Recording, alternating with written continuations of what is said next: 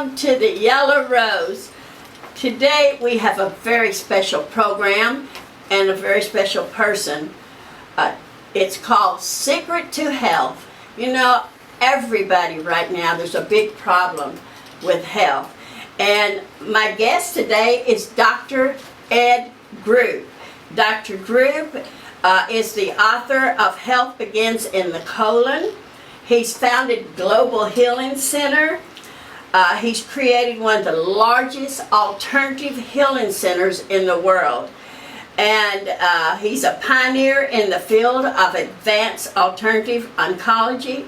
Dr. Group has over 40 years priority in inventions and formulations. He's developed 9 supplements for anti-aging, pain, joint inflammation, relief, immune system, weight loss.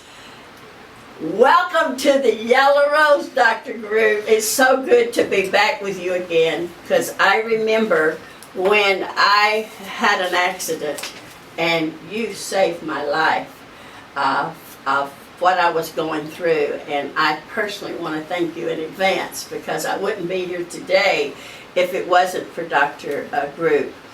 Dr. Group, you wrote the book Green Body Cleanse. When you've been studying medicine, why did you first write the book on natural medicine?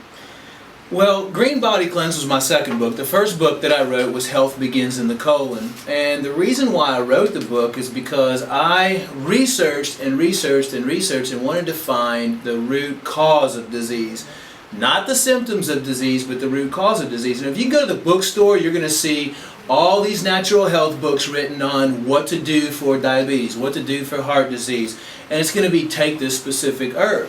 Or if you go to your medical practitioner, you're going to have a whole list of pharmaceuticals, or he's going to have pharmaceuticals that he can choose to give to you for that individual condition.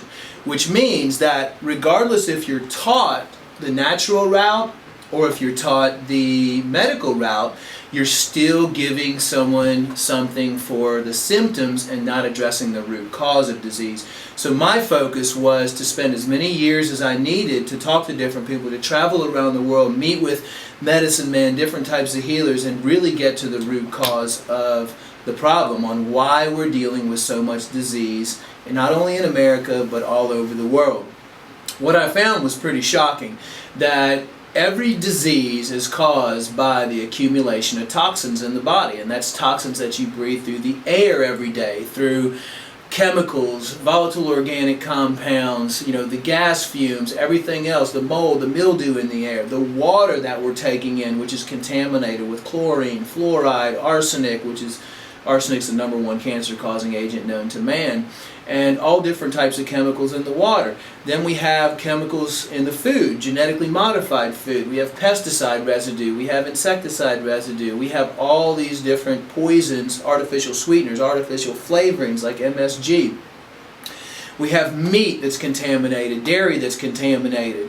Then we have pharmaceutical drugs which are toxic to the body. We have so many things, parasites, the list goes on and on, radiation, electromagnetic radiation. So when you combine all these toxins, let's say we were to take heart disease for example, someone would say, well, how do I get heart disease? The medical profession is very quick to say that disease is caused by genetic defects. In other words, if your mom had it, you're going to have it. Well, now, to a certain degree, that's correct, but really what I found is, regardless if your parents or grandparents have it, you can still eliminate it from the system and not necessarily put yourself in that position to where you're going to get that illness. Just recently there were 2 sisters that went in and had mastectomies done, double mastectomies, because their mom had breast cancer. They were scared they were going to get breast cancer, and as a preventative, they had double mastectomies done. So, we're dealing with a serious situation of what's being taught and what's really the main cause of these diseases. Well, I found that if you, for example, heart disease, what we're talking about, it doesn't matter if it's heart disease, arthritis, cancer, when you have too many toxins coming into the body, and not enough coming out on a daily basis, these toxins leak into your bloodstream and they ultimately get deposited in these organs. And once they're in the organs or the systems, that's what causes the disease process. Either your body dumps them in your knees or your joints for arthritis, or your body dumps them in your cardiovascular system, which causes plaquing to occur and your arteries not to flow properly, and that's heart disease, or your body walls them off into a little ball, and that's going to be cancer somewhere. That happened, talking about cancer, that happened to my sister. And they removed one of her kidneys. And God love her, she just got healed from the removing her kidney, and she was on the way to church and a drunk driver hit her that Sunday morning at 10:30 in the morning. And now she is in a chair. She can barely walk from the bathroom to the bed. And she said, I'm in so much pain, her joints and everything. And I said, I'm going to talk to Dr. Group because he has the answer. But she said it's the gout, what is gout? I know she said. Well, gout is just uric acids that build up in the body, and usually they come in the joints, and they're like little tiny shavings of glass, which means whenever you move or your joint gets swollen, it literally feels like you have a bunch of glass crystals in there, and usually it affects the big toe. But, regardless of that, and trauma, trauma takes a big toll on the body, and that also can cause a decrease of the immune system, because you might have some internal scarring, some scar tissue on the outside from your trauma, or just the psychological effects of the trauma itself can lower the immune system. But what I wanted to do is I wanted to do something different that nobody else has done before. I mean, all those books written on all that stuff, like I said, address the symptoms instead of the root cause. So after learning about all those toxins coming into the body and then how those cause disease, I looked again and said, well, let's see, how are all these toxins getting into the body? And I found that about 95% of all the toxins that enter the body come in through the intestinal lining, through the food that we eat, the air that we breathe, through the water, all those different types of routes of transmission.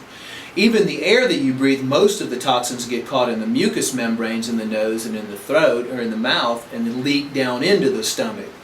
So I knew that I'd come upon something, especially when I started looking back through medical journals and started talking to medical doctors, and I would ask them, tell me what you know about the intestines, how important are the intestines? And I found that there was very little taught in medical school about the intestines and about how they function, and then doctors really didn't know a lot about it. My next step that I stumbled onto was to find out about the appendix. The appendix is about the size of your pinky finger, and it's located at the juncture of the small intestine and the large intestine.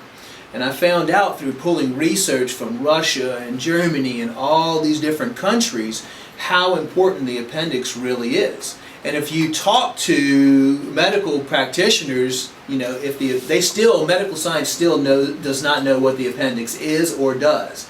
And it took me a long time to figure it out, but the appendix is actually made of lymphoid tissue, which is immune tissue. It's for your immune system.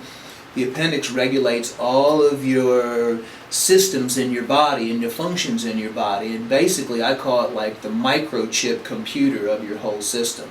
So that just tells you right there how important the intestines and the colon and everything are, considering that our whole microcomputer system is located right in our intestinal tract. And what does medical science do? They yank it out as soon as they find something that's wrong with it. Right.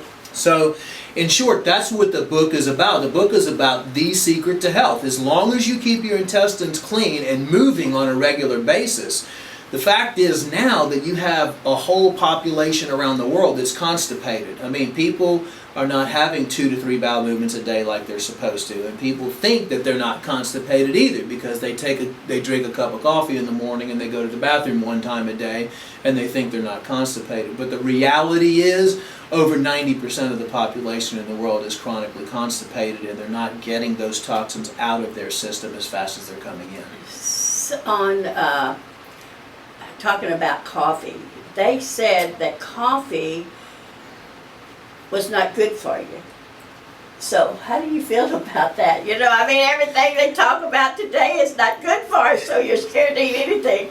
I notice when I'm not drinking coffee, but sometimes I like to have a cup. What do you feel about that? Here's my philosophy. Anything in moderation is okay. I mean, I shouldn't say anything. I mean, obviously you can't, eat arsenic or something. But as far as coffee or the things that most people are addicted to, candy, soft drinks, stuff like that, I suggest people slowly start eliminating those from their diet or replace those with organic alternatives. One of the problems with coffee is that coffee beans coming from different parts of the world are one of the highest containers of pesticide residue. And those are organophosphates, and pesticide residue are actually cancer-causing agents. And coffee contains volatile organic compounds or oils in it as well. If you have just one thing you can do right away to avoid, it's all about avoiding the amount of toxins coming in. And toxin, the definition of a toxin is anything that's going to cause your body harm or damage. With coffee, we know that the pesticide residue is the main thing that causes your body damage. So just by switching to organic coffee, right there you're eliminating the majority of those pesticides. As long as you drink your coffee fresh when it's brewed, then it doesn't sit for a while and those organic volatile oils don't accumulate. So my suggestion is, if you're going to drink coffee, try to drink 1 cup every other day. As long as you're not doing something repetitively every single day, your body would be able to handle it. If you're drinking 10 cups of coffee a day, like I knew a guy that drank 8 shots or more of cappuccino or espresso every single day. That's overdoing it. Yes, your body's going to be harmed by that. But let's say if you drink coffee a couple times a week, your body is going to be able to process that effectively. Anything that you do in excess, it'd be like if you eat donuts once a week or something, it probably wouldn't hurt you as much as if you were to eat donuts 3 times a day every day.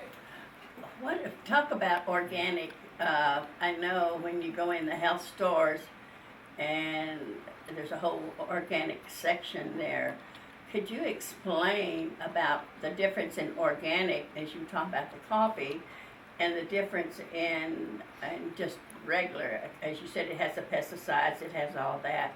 Could you explain what organic, because a lot of people don't understand what organic means. The difference between organic and regular food is just exactly what we're talking about. The amount of harmful chemicals or constituents or fillers or binders, etc., or additives that you're going to have in a product. For example, if you take a frozen pizza box from a regular store that's not organic, you're going to have genetically modified corn probably in there, or wheat for the crust. You're going to have tomatoes. All the ingredients on that pizza, including the cheese, was produced using chemical toxins. For example, just for the cheese on the pizza, they probably used dairy that they shot the cattle up with recombinant bovine growth hormone.